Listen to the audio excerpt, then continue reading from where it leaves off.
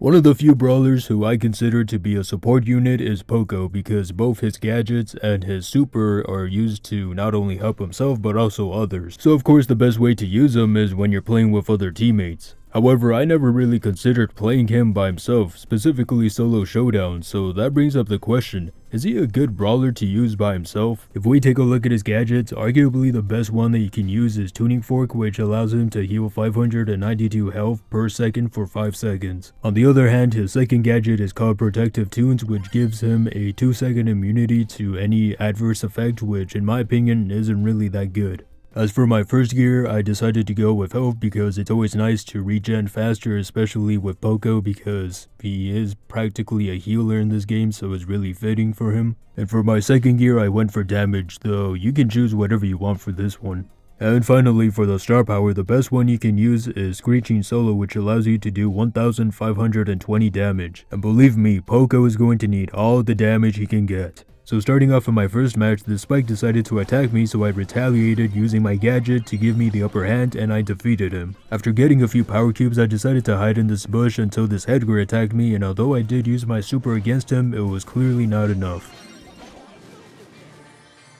Hopping into my second match, I coincidentally spawned in the same area as my first match. I first tried to engage this Cordelius, but unfortunately he sent me to the Shadow Realm and I took lots of damage as a result. Thankfully I managed to get out and I decided to hang back just in case. Just when I thought it was safe, this level 10 Edgar attacked me and beat my ass with very little effort. Now going into my third match, I decided to get as many power cubes as possible before attacking another brawler.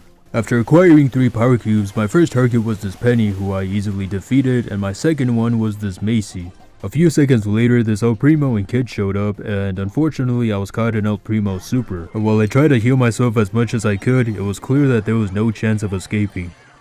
I'm guessing by now that you all realized Poco has one fatal flaw to him, and that he has no possible way of escaping any situation. Unlike other brawlers like Shelly or Edgar who have gadgets or supers that allow them to dodge, Poco has none of that. And it doesn't help that Poco is already a slow brawler, like even slower than El Primo. Now of course Poco has a few attributes that help him out in one way or another, such as a fast supercharge speed, and he has a really wide attack range, which is really useful on maps that have lots of bushes. Now although Poco's gadgets are pretty good, I wouldn't say that they're all that useful for every situation. For example, I wasn't able to heal fast enough when El Primo attacked me because he just had too much health. But at the same time, if I'm attacked by another brawler who has less health, like say Edgar, I'm still at a disadvantage because he heals when he does damage. Or I should say Edgar heals a lot faster because his DPS is a lot higher. I guess what I'm trying to say is that Poco is at both an advantage and disadvantage. Poco's speed is really what's going to give the other brawler a chance to kill him.